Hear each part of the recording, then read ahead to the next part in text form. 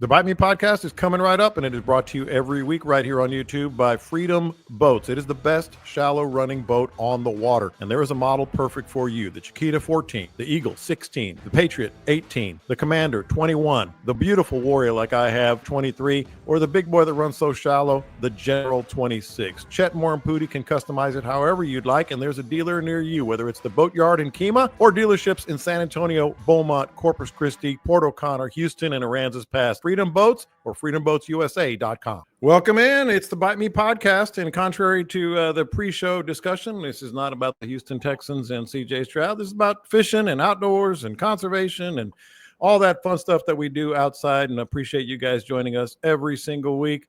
Going to be a fun show. This is one of those, I like these, empty the inbox. Sometimes you get some little short questions from listeners or messages on Facebook or Twitter or Instagram or wherever. And by the way, you can hit me up anytime. I check them every day if you have any of these. But it's not long enough to be like a full-fledged topic, like something we can dig in deep on. But just sort of little scatter shooting, if you will. So we're going to do a little emptying of the inbox. We're going to talk about some of the styles and lures of out there that people are using right now, expanding your fishing horizons and a lot more. But let's get right to it. As soon as remind you guys to subscribe to the podcast wherever you get your podcasts, especially Podbean, so you can listen to them all ever done. I got the 7-year anniversary notice just this week. I don't know if Scott, you did or not, but it said you've been doing the podcast for 7 years with Captain Scott Null, and of course many years with Captain Dean and Captain Caleb. Everybody is here and present and accounted for, and join the Facebook group page. Got some big things coming down the pike on the Facebook group page as well. But let's get right to it. First of all, how's the week been? I wasn't on the water last week. I had some prior commitments.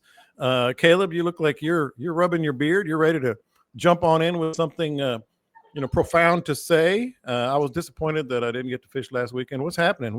How was it, and what'd you learn? I did fish the other day, and the water was pretty, and the fish were out there, and it was a good time. But I'm grinning because our week was eventful, and it has nothing to do with fishing. So I don't know if I'm allowed to talk about it or not. So go right ahead, man. That's what we do. We're just amongst our friends here. Hey, let me run this scenario past you, okay? Okay. You're a manager on a baseball team. Oh, here we go. I like these. Go ahead. You're the manager on the baseball team. You're in bracket play. Mm-hmm. It's about the last 10 minutes of the quarterfinals. You're down 5-0. You can't get a run across the plate. The other team's pitching is doing their job. And so you look around like, what do I do? What do I do? Well, kiss my butt if that kid in right field doesn't have a piece of gum in his mouth. I'm going to report it to the officials. They're going to forfeit that team. Oh, you're not that guy. You're not that guy. I was the guy that had the goofball with some gum in his mouth. Oh, okay. In the right field. Okay. And then you want to know what? They were upset because I spoke to them in a way that made them feel threatened. Well, that's believable. I mean, I get it back. I should have been more sportsmanlike. Like, all right, kids, well, we kicked their ass, but we had some gum. So y'all pack y'all's bags, go shake their hands, and we're going to get on out of here. I think that's what they wanted out of me. That ain't what they got, though. And how did it end up? We packed our bags and got on out of there. You can't chew gum in baseball? A lot of these facilities have turf, and they don't want the kids spitting gum on the turf, which completely makes sense. So you tell them to spit it out. You don't forfeit a game. Issue a warning, do something. Dang. But yeah, that was our weekend. Man, the kids had Cade pitched one of the better games that he's ever pitched, and we had a lot of fun until we didn't. But it's not about winning; it's about growth and cultivating a human being out of these children, right? I sense a slight bit of sarcasm there, but it's true. I prefer to cultivate children while winning. This is true too. It's a lot easier to cultivate when you're advancing. That's it. All right. Scott, catch me up, man. I missed a week. What's been going on? What you doing? High water. High water. And it ain't going down. I'm guessing that global warming's taking over and we've got rising seawaters. That's the only thing I can figure. Because this shit ain't going away. The flat Earth is tilted just a little bit toward us. Yeah, we're on the bottom of the tilt. It's got something to do with the comet. I don't know. But Something to do fish with are the in the comment. trees. I mean, the trout fishing's good. Red fishing's good if you like fishing the deeper water, but the shallow water stuff I like to do is kind of tough. And the winds were up a little bit too much to get on the beachfront, so I had to shut down a couple of those trips. So what you're saying is I didn't miss a lot. Yeah, I mean, in my world it wasn't much, but I mean, Dean always likes that high water, so I'm sure he had a good week. Dean's high water has different consequences than our high water does. This is true Big too. difference. Yeah, came in higher today than it has been. Now explain high. So Define actually, high. Oh, well, the flats that we normally fish on that have 1 foot to 18 inches of water have 24 to 36 inches of water on them. Dang. I mean, it is the flats that you normally are concerned with drifting on. You can run with impunity. You can run anywhere. All the sandbars and things that are normally at the surface or poking up are 1 foot underwater. Run And smooth over an engine block. It gives the fish right over it a lot of real estate to spread out. They're spread thin. So, so there's no schooling fish. You can't see wakes. You can't see swirls. You can't see. That's just a lot of blind casting. But I mean, they're still dispersed over the flats of Redfish Bay. So, but last week we were talking about how they started to move around. You could, and the water temperature is back up to like 81 degrees. Is that right? So the one thing, I mean, we've had a better fluctuation in tide instead of just a flatliner. It is fluctuating throughout the day. So, but the low tide is still ludicrous high tide, and the high tide is, I don't know if there's a term for it, but it's above ludicrous tide. He's thrown out ludicrous and impunity. Ludicrous. You got your word of the day. You got your last 2 days in. I'm trying to keep up with the Joneses over here. You guys with your high school education. He's got that calendar right on his desk. He's going to say a word that doesn't mean anything associated with anything we're talking about here pretty soon. I'm impressed. Today was actually tougher, though. We had big, nasty blow-ups, just vicious blow-ups that didn't get hooked. We missed more than we caught. But, you know, even if those don't get hooked up, they're amazing fun to watch. But we prefer to get them hooked and fight them for a little bit of the time. The bite has been tapering off for the last 3 days, though. Yeah. Maybe it's the influx of speckled trout that happened about a week ago, where there was some really nice trout mixed in with those reds. I guess because the water temperature has come up, those trout are gone. I mean, the only trout we're catching mixed in on the shallowest flats with the reds are, 12 inchers. They're all tiny. So keep waiting on that cold front. I mean, here it is, late October, 82-degree water temperature, 90+ degrees. I mean, it's like summertime out there. Man, 82 and 81. One of these days, we're going to do a show where the topic is climate change and all hell is going to break loose on every front. Mine's showing right now 84.2. Yeah. Dang. Climate change on a flat earth is rough, man. That's how I'm going to get into it. That's how I'm going to get into it. I was just checking I'm at low tide right now, and it's supposed to be 0.49, and it's at 1.39. Jeez. So people who are listening, on the map of the flat earth, we must be in the middle, because the ice wall is melting, and it's Caleb, look behind you. Is there more behind us? The ice wall is melting and the water is damn hot. There's something going on here. He looks forward, then he looks back. He's like, "Damn, Dean's right. We are in the middle of the flat earth." We do like to be the center of attention. We are the center of attention. Maybe all those fish are just hung over from the shrimpery. That's what I missed the most. I wanted to go to the shrimpery down there in Aransas Pass and missed it, but the better half did.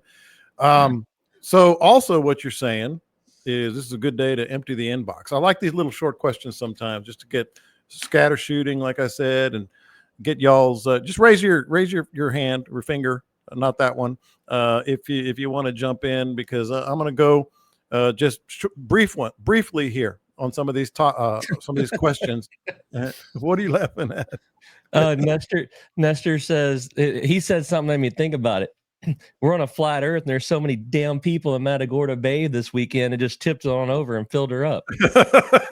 Like, well, I mean, it checks out, I guess, if it is a flat earth. How do you guys feel about talking about climate change at some point in the future?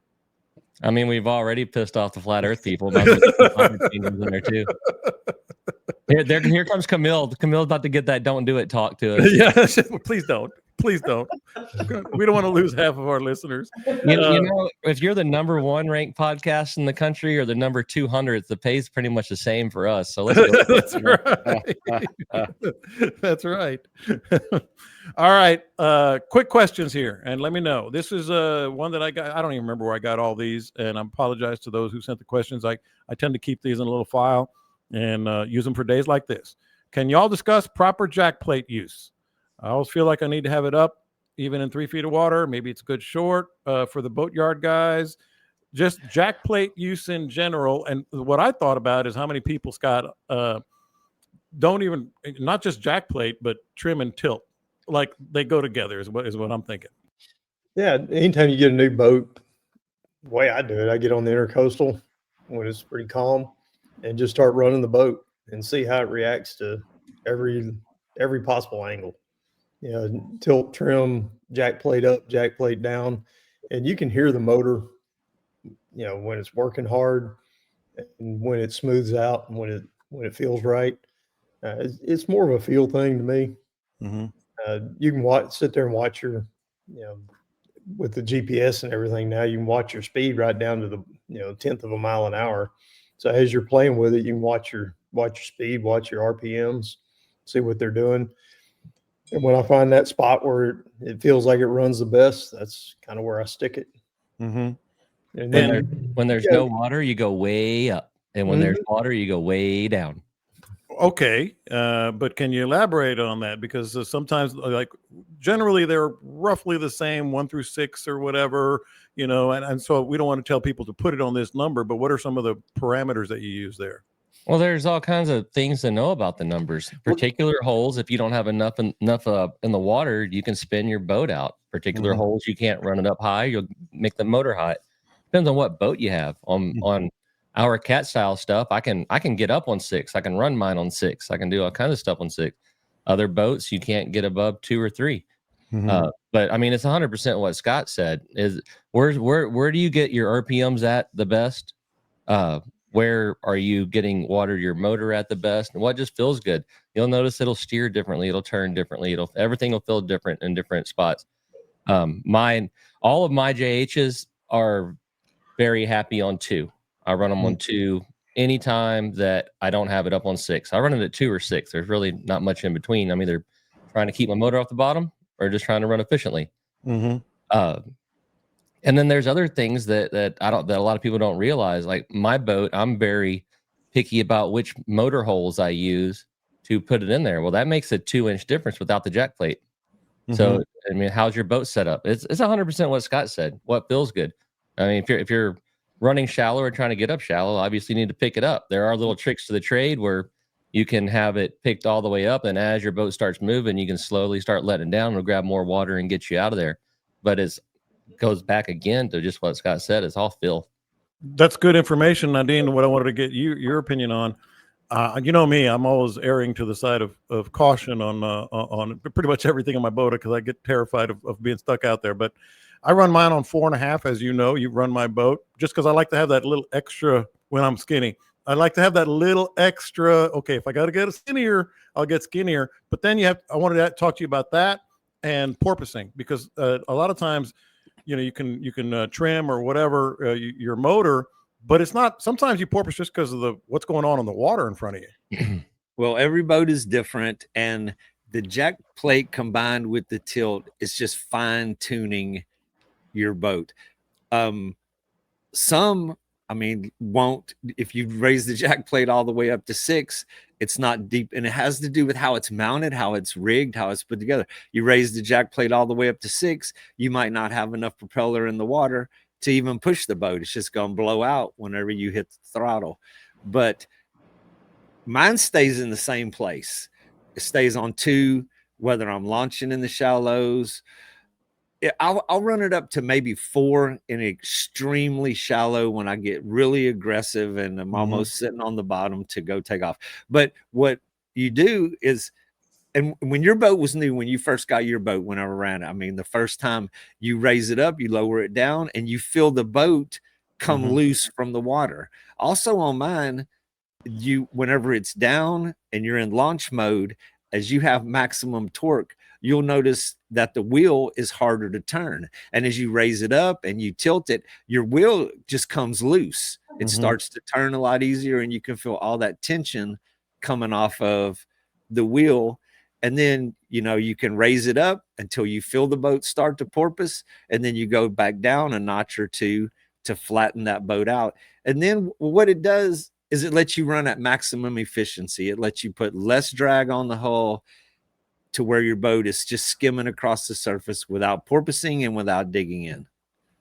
Yeah, well, case in point is me having to go from a JH to a Simmons between my boat and Daniel's boat.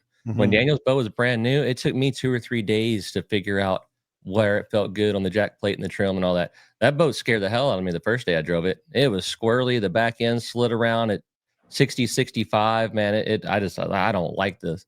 But then whenever I trimmed the motor all the way out to like 60 or 70 or something ludicrous, it locked the back end in.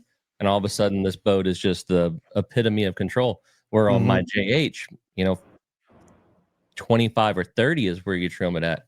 So it's all about feeling it. Now, if you don't have a tunnel in your boat, just guess already that you're probably not gonna be able to jack it up very far.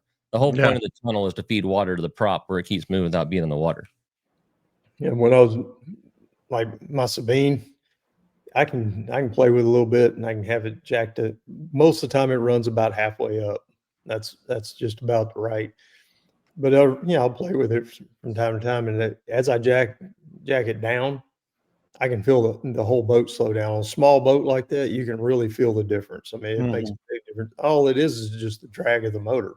Yeah. Putting it further down in the water, there's more motor in the water, it's going to drag more, and the whole boat just slows way down. The new boat, it likes it at about halfway is about the prime running time.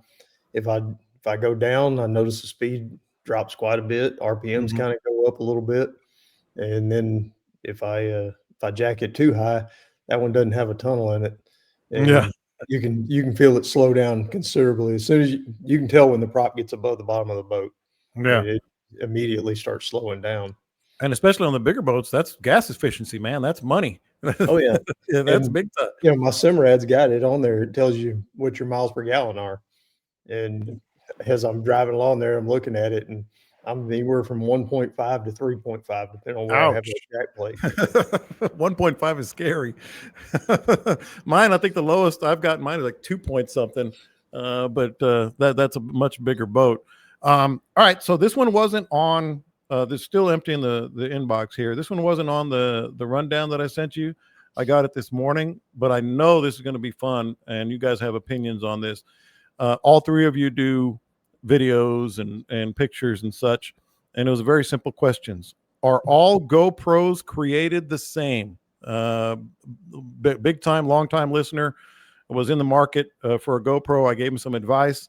And then is there a better option? Dean, you are a GoPro guru. You've been my GoPro guru. People wanting to get, we all love it. We talk about catch and release. Caleb, you're next. No. Go ahead.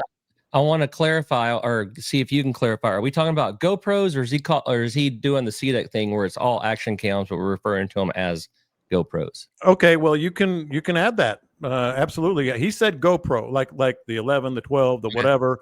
And is there a better option? Dean, you help me out on this. I have numerous models up to the 10. I don't have the 11. And I would say they're all pretty much created equally. I mean, from the 8 to the 10, they all record in 4K. They have the super wide view if you want. They have the linear that you could zoom it down to.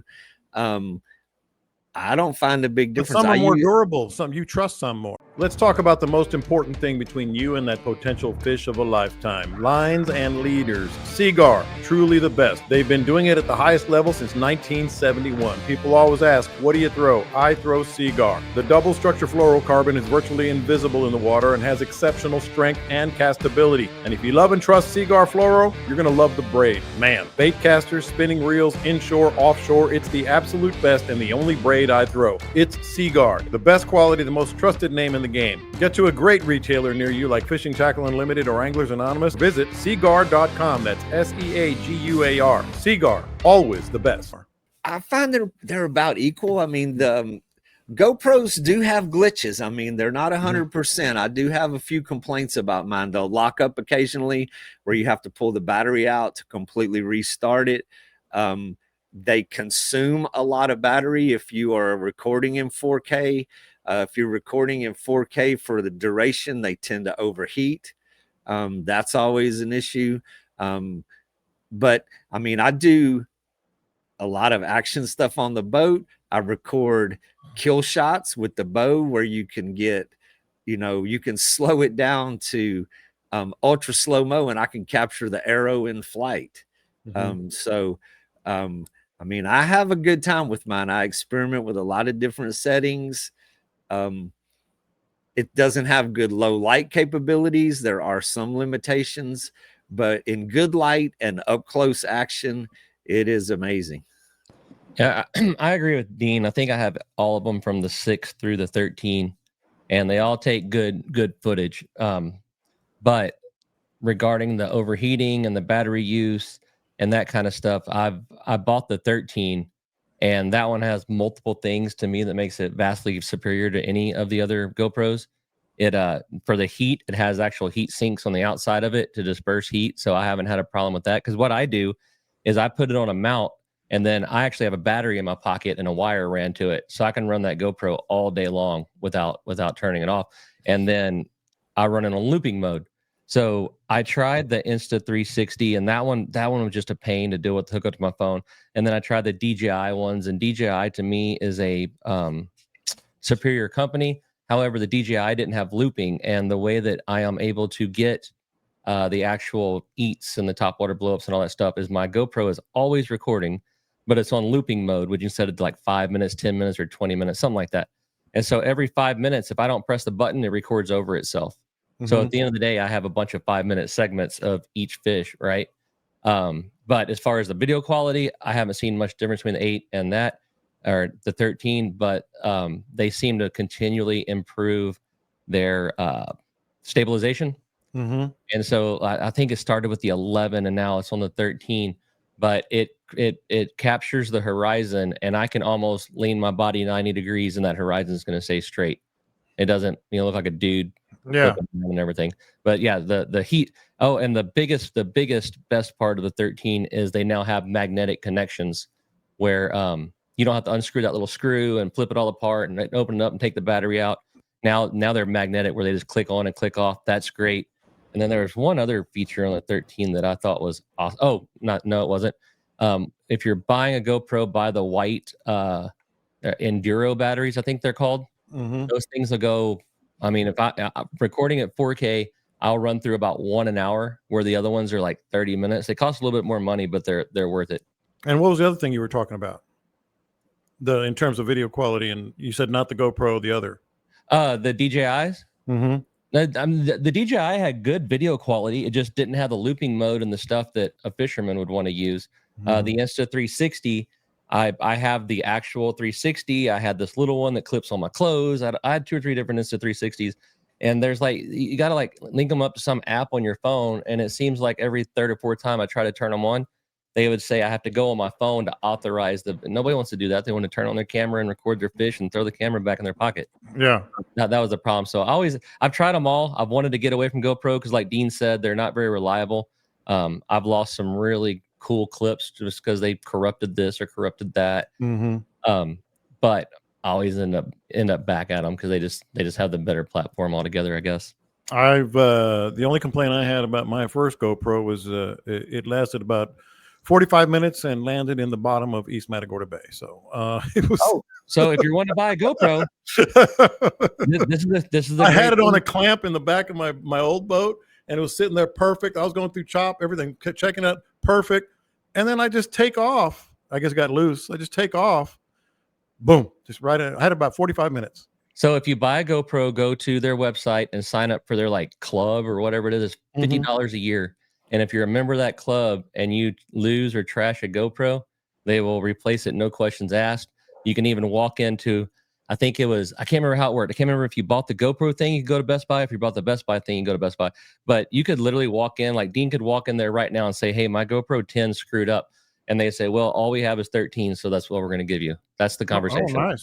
Yeah, and I do have the membership also. I do. It's like a good insurance policy. I mean, if you have problems and you can send it in, and they're really good about upgrading for if something goes wrong. Well, that's information I could have used a couple of years ago. I got one in the bottom of the Everglades that was sitting in a rod holder when we were pushing through the tunnels, and I was videoing, and then all of a sudden I turned around and the camera was bye-bye. Yeah, 45 minutes.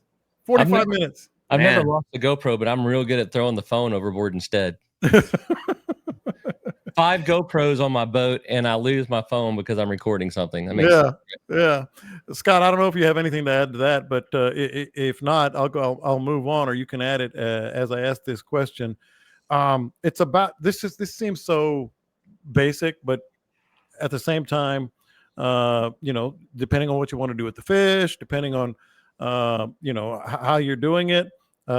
Dude lost a fish. Said I lost a nice one. I'm not sure if everyone knows when and how to use a net, to net or not to net. What are the scenarios that you would recommend there, and how to do it? The only time I ever used a net in the last 10 years is when a flounder is a valuable asset. Yeah, I know what you mean. If a flounder is in a tournament situation, I'm bringing a net. But I don't fish tournaments anymore, so I really don't. I got probably 8 nets sitting out there in the garage. Just stumbled over them the other day when I was cleaning the garage. None of them have been in the boat. I use my net every day. So how do you land, say, an upper slot red? You just go to the side of the boat? Yeah. I don't trust myself. I don't trust myself. I use my net all day, every day, but I guess I catch more big fish than Scott. Oh, yeah, that's it. You got to hit them. You got to hit them with a cast first. So, I mean, oh my goodness. See, it always is going to rear its ugly head. It's always going to come back to that. It's going to be a long year. It's going to be a long year. That's why Dean likes blind casting so much. He did say blind casting today. No, I just thought, I didn't know if you guys had anything of that, but I felt bad for the dude. I don't know if he just, knocked the hook out of it or whatever. Biggest trout I've ever had on, one of my best friends at the time, he swatted it clean off with a net. Yeah. And that was the last time I was ever tempted to use a net on a big trout while waiting. He took a stab at it and caught the hooks. Yeah, I've seen that. What do you tell the customers or someone on your boat, Caleb, about, hey, that's some good fish, get the net when they're netting the fish? I tell them, you set that net down and the 3 of you stand on that end of the boat and you be very quiet. And me and your buddy are going to handle this situation. But you're not going to be on every boat. Man, I'm going to tell you what, a big fish out of the boat is tough. A big fish, I mean, that's a tough decision. Out of the boat, I think I almost have to go for the net. However, don't be the guy that has your little tiny waiting net stuffed in a hatch. You're like, oh, I got it, boys. Like, have the net with the 6-foot handle and the great big huge opening and plenty of room to. It's those like a salmon net. Well, the one I call it, I think is called a stowaway, and yeah, it's those 45-inch reds were going in it. Man, where you get in trouble is wading with those little nets with the foam all over them and stuff. I'll net a trout that has a plastic in its mouth, but man, topwaters and quirkies, that's scary if you got anything sticking out the side. So I've netted a bunch of reds and a bunch of trout out of my boat that weren't very comfortable, and it worked out most of the time. Heck, Pat Gardner, we were fishing the Legends, and he had just caught a 30-inch trout, and that one was in the live well. And he goes back out and just sticks another one. And I was like, oh, this is good for us. This is great. Yeah. And he netted the fish, netted it clean. The fish wasn't touching the net anywhere. And then he had, like, you know how you'll pick the net up out of the water like 5 or 6 inches, so like the opening is up higher? Yeah. He's sitting there just like that. And he looks over at me and he's telling me what this fish looks like. And this fish tail dances out the damn net and takes off again. And Pat has to refight it. I'm about to throw up over there. I'm yelling at him, you better not lose it, you idiot. And there's a lot going on. Yeah, nets are scary. Yeah. All right. So, Dean, topwater question here. And I know all you guys, Caleb, I think you and I talked about this once at some point way back. When you guys are in dead calm water, do you start with a topwater or a subsurface bait? Oh, well, assuming the rest of the conditions align to use a topwater or a subsurface bait, I'm probably going to throw a topwater. I don't know I don't think there's a right answer or a wrong answer here. It's super fun to get a blow up in dead calm water. Well, behind that, maybe a wake bait. I don't know what you're talking about subsurface, but it'd be a topwater wake bait and then a plastic. It's hard to get me to throw a plastic unless I'm really sure I'm casting at fish or, sight casting or something. I like to use search baits most of the time. I don't know. Maybe that was just me. Maybe I'm just different and weird, Dean, because sometimes when it's dead calm, it just seems to me that it's almost too much. You know what I mean? I mean, I'm always going to go with the topwater. Yeah. But that's just my nature. But no, I don't think that that's going to be such a time. I mean, if you're throwing a smaller topwater like a Spook Junior, it's not going to be too much. Right. If you're throwing something like a he dog, a she dog, or one of those, then it may be. But the only way it's going to be too much if you have a bigger topwater than something that's quieter. Scott? Spook Juniors and the small skitter walk.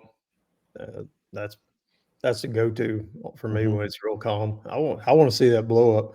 The other thing, when it's super calm like that and you're throwing them, you can see the wakes. Yes. The fish will wake up on it and then turn off. And if they do that several times, then switch over to a soft plastic. Kind of gives you a clue. You got fish in the area, they're just not going to commit to the topwater, so switch it up.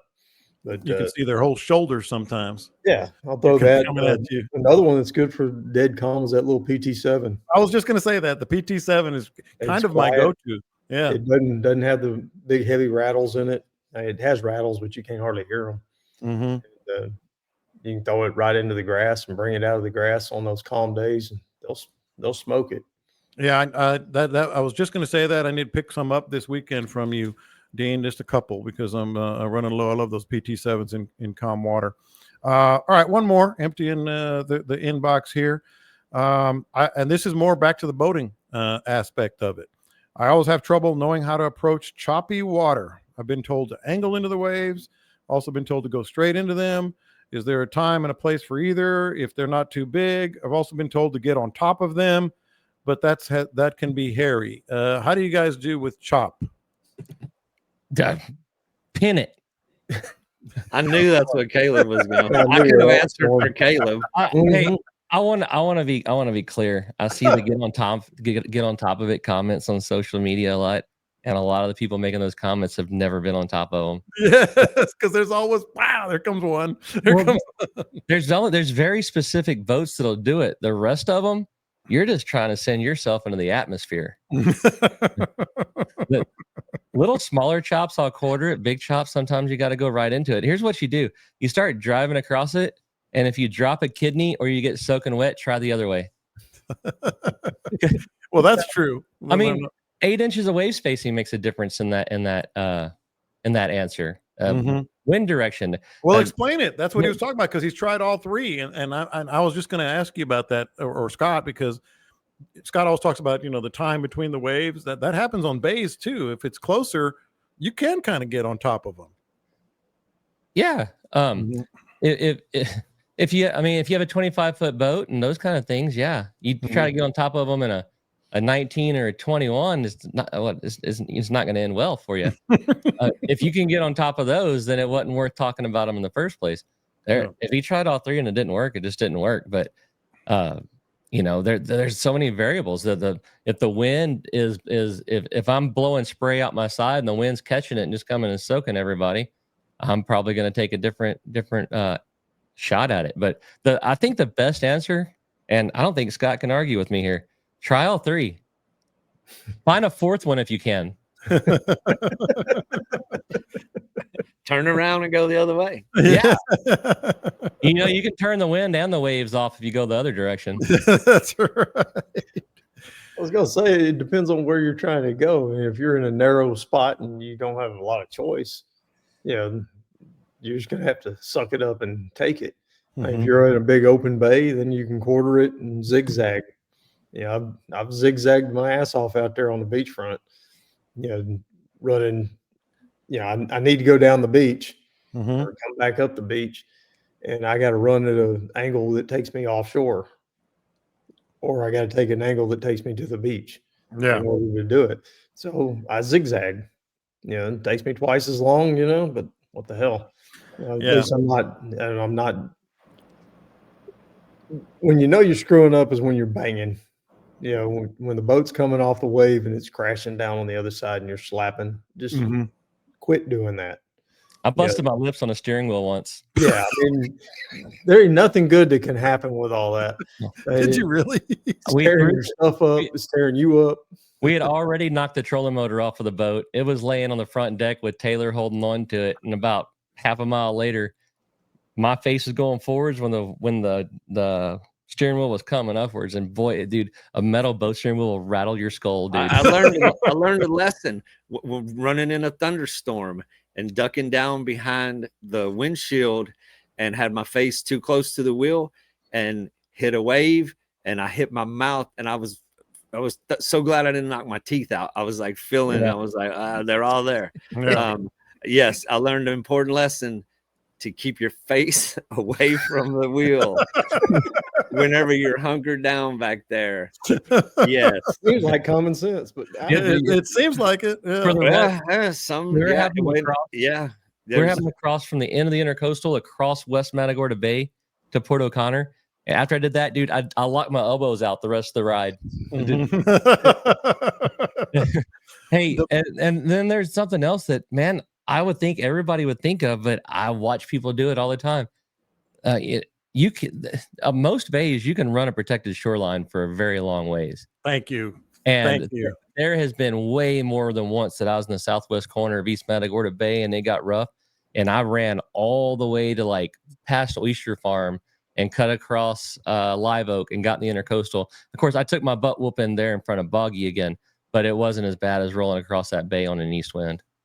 To me, it's planning. Sabine was the worst for me. It's a big open bay, big the north waves. end of it is bad on a south wind. Big waves. And so my thing was, well, I guess I'm hooking up the boat and going to the other side. I mean, that's what you're talking about. Just, you don't have to kill yourself. And also, like Scott has said in the past, I think it was Scott, about like when his pants start flapping, he knows it's a 20-mile-an-hour wind or something like that. When I got this little spot on my lower back where I have my back problems, when it starts to really feel that, and that pain just goes boom, boom, boom, I'm like, all right, time to taper it back. My back is the gauge on that. But no, you can run the shoreline, you can trailer your boat and just fish that side. That's where you're going anyway. That's Sabine, you could, not every bay, of course, but with me, a lot of days I'll just go the long way. I mean, it might take 10 or 15 minutes to get there, but I avoid going into that stuff. If it's unavoidable, I will take it at an angle and then go for an angle in one direction, turn around, go back. But I mean, I've outgrown the need to pound through it and try to get up on top of it. And I take the slow, long way around. Yeah. Yeah.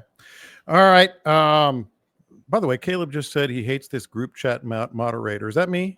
No, the little AI chick that lives in here. Oh, I said they were asking about GoPro mounts. I said I prefer the new ones that hang on your neck. Nope, can't post. Nope. and then Frank said something about when it starts blowing 30 from the north, I just slow down to about 6 or 7 and chill. And I said that's a lie. When it does that, you go home and text me for updates. And it wouldn't let me do that either. Has anybody else noticed that it's mostly Caleb that gets his comments all the time? I have never even seen that. I get 3 or 4 a session. He does. I think it knows something. You know what? This next one ties in directly with. We're doing a lot of boat discussion here, but I think it's pretty good stuff. Just curiosity from this listener. Big fan of the Bite Me podcast. I was wondering if you could ask the question: what boats do each of the captains drive? And here's the important part: and why? Let's talk about taking your game to another level. Let's talk about Sawgrass rods. If you haven't heard, they're taking over the inshore, offshore, and fly rod game. Sawgrass rods, Colin Zillich, the whole gang over there are going to make sure that you've got the right rod. We throw Sawgrass rods, and Sawgrass is the next level of rod. I'm telling you, when you order a Sawgrass rod, if you don't like what you ordered, return it. They'll pay for the shipping. That's the way it is, and that's the way you can trust Sawgrass rods, sawgrassrods.com. So we'll start with Scott, because he's got at least 2. I know. I didn't want to put it out there. There's 3. But yeah, one's for sale, folks. Anybody need a general? Put it out there. Yeah, go ahead. Details. Anybody need a general? Come see me. Yeah. I'll make you a deal. It's sitting in the yard, and with the new boat, I hung on to the general because get a new boat, you're just not so sure sometimes, it's going to do everything you want it to do. Well, the new one does that and more. I'm running the Explorer. They call it a 24. It's actually 25 and a half, something like that. It's got the dual drive. It's a modified V with a Carolina flare on it, so I can stay dry on the beachfront when it gets rough. I wanted a boat that I could run the beach and be economical with it. It gets good fuel mileage, and I can ride it. I can drive it from the top or the bottom. When it's rough, you want to ride from the bottom. When it's nice and calm, you're looking for fish. You can be up top. You can see so much more.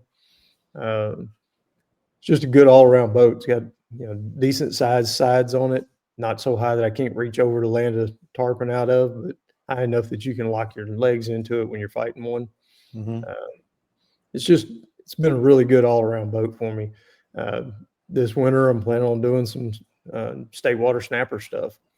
I'll put that out whenever I get rigged up and ready to roll on it. The second boat's a Sabine Poland skiff.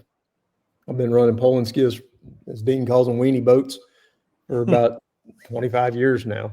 I've had a lot of different ones. The Sabine, I've got the aluminum Sabine, and love that thing because I can beat the hell out of it. I can run it over oysters. I don't care where I go poling. And Caleb's been with me in some of the backwaters where I slip into. It's no wider than the boat and covered in little pockets of oysters. And I get back in there, and if I scrape an oyster, it doesn't kill me like a $90,000 Poland skiff. Vacuum infused carbon fiber, all that kind of stuff. There's a lot of places honestly I wouldn't go if I had one of those boats, but I have no problem going in this one, and it'll pole in about 4 inches. Yeah. And so it's an easy boat. I've got it with a tiller steer, so I don't have a whole lot of extras on it. It's a very plain, simple boat. That's one I'll be in tomorrow. Yeah. I find that oysters also don't bother a $130,000 fiberglass boat, in my opinion, either. Yes, they do. Yes, they do. It just sounds worse than it is. Oysters don't care. Yeah, it does sound different. But see that the what you're driving in expensive. The what you're driving in the Y, that was perfect, Scott, because now people know if you do something similar, and you've always said that, know what you're going to be doing when you're purchasing a boat. But Caleb, what and why?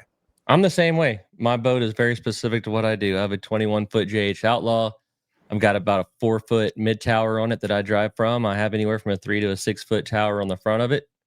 I run the McKinney prop with as many horses as I can fit on the back of it for low water get ups and all that kind of good stuff. The other reason I run the 21 is it's easier to push off of sandbars. The 23 was great. The 25 was maybe even greater, but man, they were hard to push off of sandbars. The 21 just slides right off of them. And like Scott said, know what you're doing. If I wanted an everyday, I'm going to just go do all kinds of different stuff boat, I'd be running a 25 because I revert back to the rough water discussion. You can get on top of them. You can, do this and that. But yeah, my boat is set up completely around red fishing. And water depths don't really count because when it's smooth, I'm in deep water, but it's made for marshes. And, the 21, is it good to cross the bay in? Well, you can. It's not as fun as the other one, but if it's blowing like that, I'm not crossing the bay anyway. I'm gonna go somewhere else. Now, if I go back to the redfish tournaments next summer, I'm dang sure maybe crossing the bay I don't want to cross the wind. We'll deal with that story when it comes. Dean? 22-foot Dargle Scout. And the reason, I live in ultra shallow water, miles and miles of vast, endless flats. I want to run shallow. I want to float shallow. I want to jump up out of the shallows. It's a flat bottom tunnel hull, flat deck on the front, plenty of space for people to cast and fish and move around, comfortable, stable, walking around on it, fighting fish around all 4 sides. It just being able to walk around the console.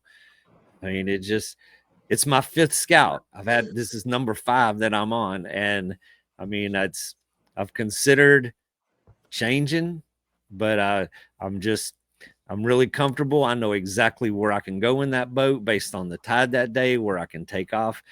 And with me, I'm always pushing limits. I want to be as shallow as I can for sight casting, for spotting fish. And it gets where a lot of skiffs out here just cannot get to. Mm-hmm. And it's a big, spacious, comfortable boat. You can put several people on there and you can drift in 1 foot of water and you can blast out of there when you want to.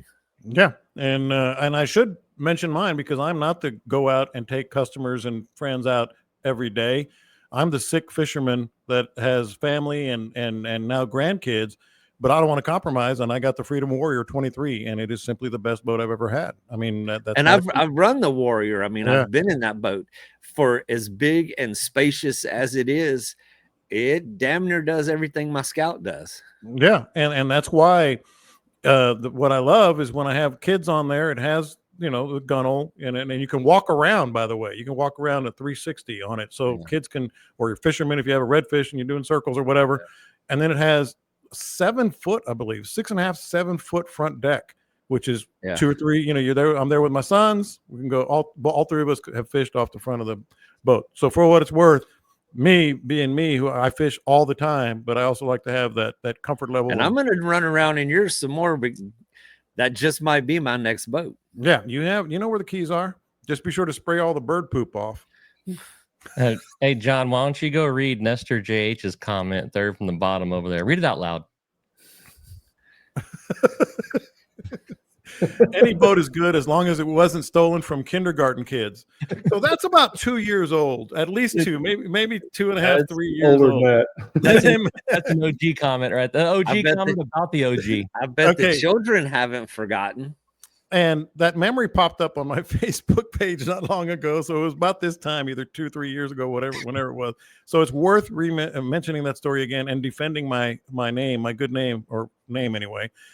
So my wife, school director, but the kindergarten kids had a John boat, 14-foot John boat. It's at least 3 years because I was in Matagorda when I had it, because I would run around some of those little small inlets and stuff in it. So it was at least 3 years ago. She had a 14-foot John boat, had some holes drilled in the bottom because the kids were playing and all that stuff. And I asked her one day what she was going to do with it, because they were redoing the playground. And she goes, "Oh, I don't know." I said, "Well, I'll take it." And so I filled the holes, put a little, I want to say it was 15, maybe not even that much horsepower Tohatsu on the back of it. And I was having the time of my life just puttering around all those little channels. And the kids were crying. And Legend has it they just drew a rectangle on the ground and made a pretend boat. they pretend, but see, it's about the imagination. I was helping them is what I was doing with that. No, the reality is she really didn't want it there anymore. So I took that John boat, got it registered, put a little 15 horsepower on the back of it. Let's go. So, whenever you get in the morning, could you hear children's little cries, little children's laughter like ghosts. Yes. An evil laugh. I'll have to post a picture of that sucker. But no, it was all on the up and up unless you listen to the Bite Me podcast. So, all right, we got a couple all more. the kids at the windows with their windows watching it leave. Not our boat. Not. I love that boat. They went on adventures, man. She was Sure they did. story. Yeah. Yeah, they went that morning. They got up and their field trip to the zoo got canceled because the government's closed. And they're like, "Well, at least we can go play pirates on our boat." And the boat got stolen. Yeah, she would ask him, "Where are you taking the boat?" "Oh, we're going to China. We're pirates. We're doing this." John said, "The hell you are! It's going to Metacoda." John said, "Well, I'm a Somalian." I'm the captain now. I am the captain now. Golly, I thought I was going to defend my good name. It didn't sound like that went quite as well as it did in my head. You should practice that story. This is exactly what AI is for, folks who are listening. Oh God, it's going to get worse. That was not as prevalent 3 years ago. John with I am the captain. John boat. And you can make AI video now. We're getting bored with your lazy grok memes. We want to see full videos of John stealing children's stuff. Markov wants to know which saltier, the bay or the children's tears.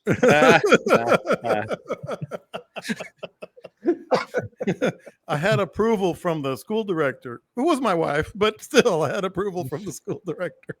You're like Pelosi's husband. Nobody really knows what you do, but you get stuff. That's true. Oh, while we're on the topic of what you're driving, this was an offshoot of the what you're driving question. How do we feel about jet skis these days on the bays? How are we feeling about them? That can't be more annoying than a boat. No. Dean, I actually don't mind them. I don't have a problem with them. I'm indifferent. They're good. As long as anybody can piss you off in anything. In kayak and anything. Yeah, if they're in a hot dog delivery boat could still piss us off, and we want that hot dog. Yeah. That's right. So, if you behave properly, as anybody should, your mode of transportation doesn't matter. Other than an airboat, I don't have a problem with any of them. Yeah, airboats, I'm not a big fan, but I know. I had a buddy that had the jet ski with the aluminum for his cooler and his rods. I thought it was pretty dang cool. I got a buddy that he's got a Sea-Doo that's rigged out for fishing, and it's badass. It's cool. And it's really it's a spacious. I don't know what size or what the model is on it, but he's quite comfortable on that thing. Got a cooler on the back, rod holders. He's got setups for his cameras. He videos a lot of the stuff that he does. I could see myself on that thing. Well, I probably couldn't. Scott, I was going to ask you about offshore. That's what fascinates me about them. I got a lot of respect for those guys that take them, near shore. There's some of them that leave out of the jetties here at Port O'Connor from time to time. I see them heading out, man. Off they go. Yeah, they're heading for the horizon. How far out they're going, but they're heading out. And that's what my buddy Jay does all during the summer. You may have saw some pictures in the video that was out there. He's catching kingfish. They go to the first rigs for snapper, and then the waves and the chop. Those things are badass. They just slice those waves, so they run through some pretty big water quite comfortably. But he does that for kingfish all summer. Yeah, and the noise can't be that much worse, like in shallows and flats, can it? It's all about how they're run. when I was in Galveston, there was some guys that came around fishing out of jet skis. They weren't all rigged out, so you knew they weren't like Serious. Yeah. and they just take off, and they did more running around, and I think that's probably where they get the bad name. Is they're a lot more likely to fire up and go run around when the fishing's not, they're not catching some fish. Let's go play. But some of them are dead serious, and that's what they use it for. I think a lot of those guys, like Dean's buddy, which by the way, I saw him out there with another friend of his, out trying to catch some kingfish. Just because there's so many that want to jump your waves and do circles and all that stuff. Those people, I say give them a bad name, but that sort of contaminates maybe what the real fishermen in sea do's and the jet skis do. You've heard Mark Nichols on the podcast, and he's caught more fish and changed the fishing game like few others. Mark and DOA Lures have everything you need and want on the water. That's what we use. DOALures.com is the website. Of course, you got the classic DOA shrimp, but topwaters as well. I'm a big fan of the PT7. You see us using that all the time. That is DOA. Get to a retailer near you. They are all over. Or go to DOALures.com and be sure to listen for Mark Nichols on this podcast. They have revolutionized the fishing industry, and they keep doing it. DOALures.com. All right, let's get one more in here before we figure out what we're going to do this weekend. And Dean, I will be down there. I had another event that I was scheduled to do, ironically, at my wife's school that I got out of. I guess I don't want to make eye contact with those kids, but I got out of it. So you couldn't make it 3 weeks. I couldn't make it 3 weeks without fishing. I just couldn't. So she said, just go. So it's a chili cook-off. I'm going to make the chili Thursday, give it to my daughter to enter, and then I'm coming down. So we'll get to what you guys do in a second. But big fan of the Bite Me podcast. I love cleaning out the old inbox. Now it's empty, so you can send some more questions. Was wondering if you could ask. Oh no, that's the same question I just asked. How would you adapt your style and lures depending on where you fish? Pretty basic question. I know there are a lot of factors involved, and we may dig into this, a little deeper, and who cares? We'll go a little long. But, how do you adapt what you're going to throw and your style of, how you're going to fish depending on where you fish? Scott, you look like you're ready. I mean, it all depends on water clarity and depth. If you're going to be fishing some deeper water, you want some heavier jig heads. I'm going to throw pretty much the same thing. No matter where I go. I'm going to throw some topwaters. I'm going to throw some soft plastics, and I'm going to vary the color of them based off the water color.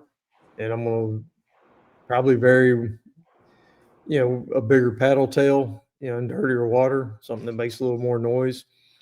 But the topwater stuff, I'm going to have small topwaters in shallower water and bigger topwaters if I'm fishing some open water.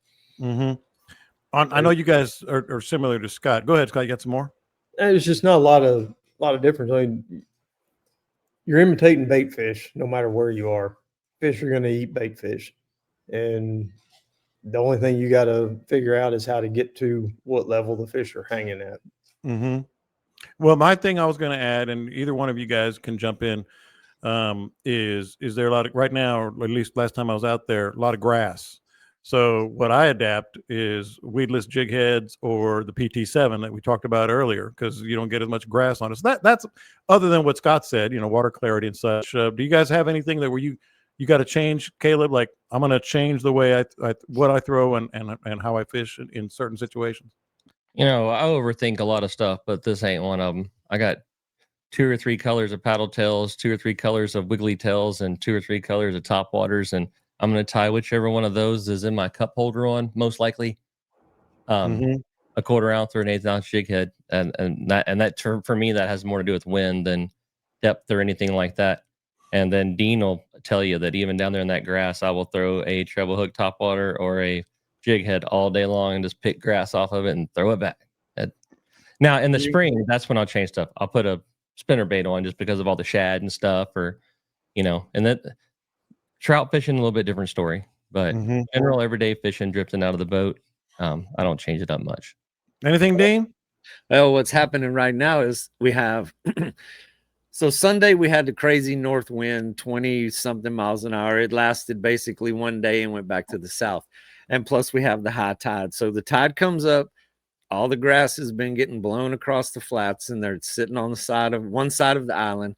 Tide comes up, wind change directions, and it dislodges that grass. So right now we have a lot of floating grass across the flats. If it stays in one direction, it'll eventually blow it and it'll stay where it is. Or if it's low tide, there tends to be a little less floating grass. But rigging up weedless, a paddle tail, a weightless, something that's going to flow real near the surface is good. And have you looked at the forecast for this weekend for your Saturday don't fishing tell trip, me. John? God almighty.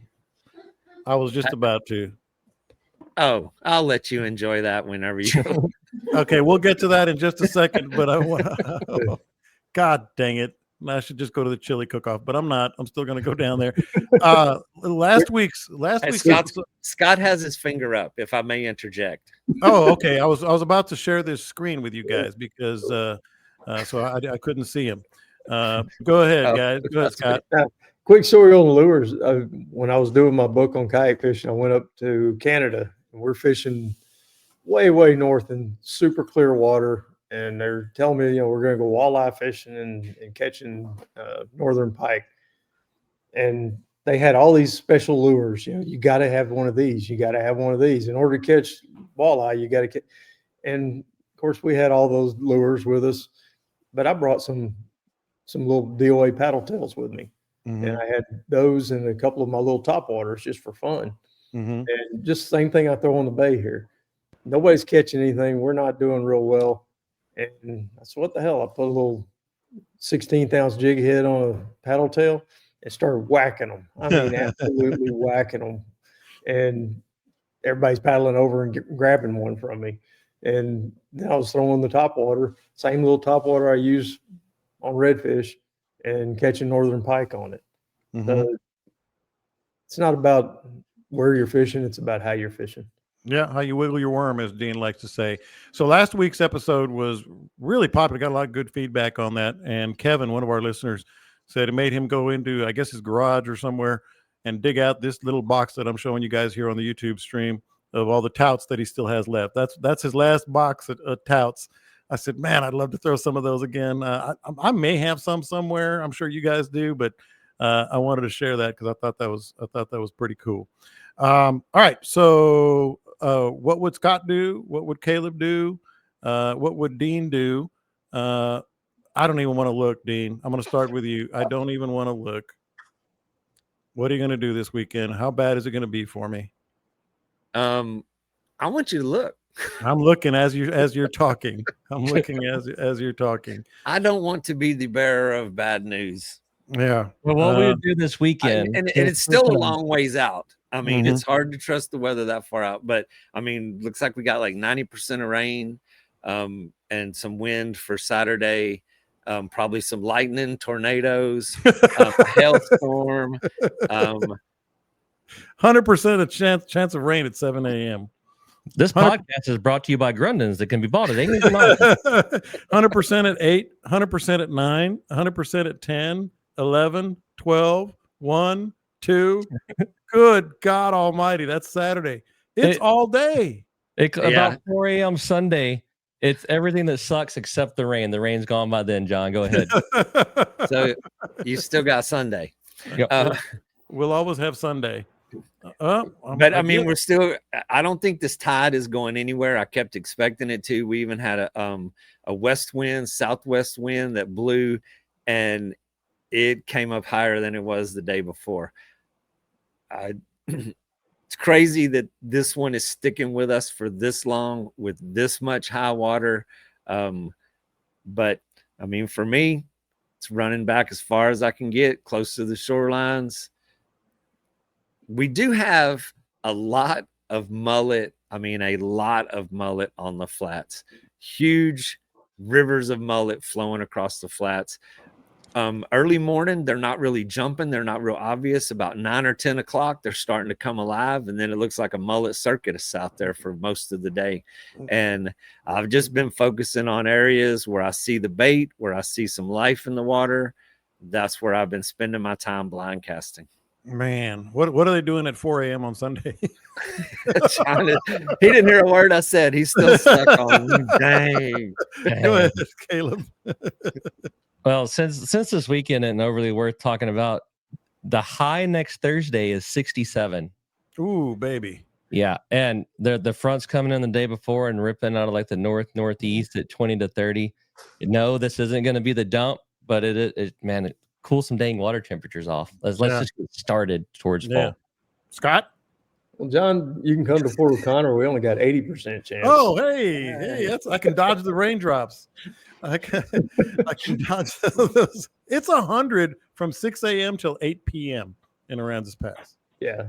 I don't know why it's that there and it's not here, but Mm-hmm. it's 80. So, but Okay. yeah, typically, we don't trust those forecasts further out, but when they get to 80 and 90 and 100% chance, Yeah, you know something's coming. They're pretty confident. yeah, they're feeling it. They're feeling themselves on that one. But would you rather be at my place in Aransas Pass watching college football or getting rained on at a chili cook-off? Oh, I think I'll still take Aransas Pass. yeah, yeah. Oh yeah. Also, Saturday morning, the wind is 22, gusting to 28. No, 30. Yeah. That's it. 25 gusting to 30 at 4 a.m. Yeah. And then it drops off to 27 by daylight. Good. Weller's having a party in Matagorda Saturday for the A&M LSU game. I may be there. Yeah. I was going to say, none of us have anything better else to do. Might as well go to his party. I'll pick up Dean because I think Carrie's out of town too, according to what Jan said. But we'll go to Matagorda and get drunk instead of. Yeah. Or yeah, he's a big old We'll pick boy. up Scott on the way. Adam's a big old boy. If LSU gets ahead, I'm going to need a couple of y'all to hold him while I kick him. Oh, no, I don't want to get into that strife. So, Dean, I guess I'll be meeting you at 4 a.m. at the marina on Sunday morning. We'll be ready to go. So. Yeah, at the moment, I have Sunday off. I do have something scheduled for Saturday, but I got my doubts about that. Some of my best days of fishing in Matagorda have been sitting in the waterfront with a bucket of beer, looking out the window at my boat. That's right. These are ideas. I can tell you, I definitely, rain aside, I ain't going out there Saturday on the beachfront. Nah. Oh yeah. Oh yeah. 5 foot at 6 seconds. Whoa, baby! What am I doing? Just get on top of them. Yeah. Yeah, when the wave height matches the seconds in between, that ain't good. Yeah. God almighty. Karma. There's squares coming in. All right, boys. Well, hell or high water, literally. I'll be down there. Hell and high water. Hell and high water. I'll be down there. So, but I'll go next week too. Hopefully after that front, it'll be real nice. But I'm just going to probably drink beer and watch football and wonder how the wet chili cook-off is going back in Houston. But all right, so you guys really appreciate it. She's going to be so mad. She's going to be so mad. Did you fish? No, not at all. All right. You guys, appreciate you joining us. Don't forget to subscribe to the podcast wherever you get your podcasts. And be sure to join the Facebook group page. The inbox is now officially empty, so send your questions to me or any of the guys, and we'll get to them. Got some more topics in the bag for next week as well. You guys have a great week, great weekend. Catch them up. We'll talk to you next time. I bet John was blasting Danger Zone while he was taking them kids' boat. I was.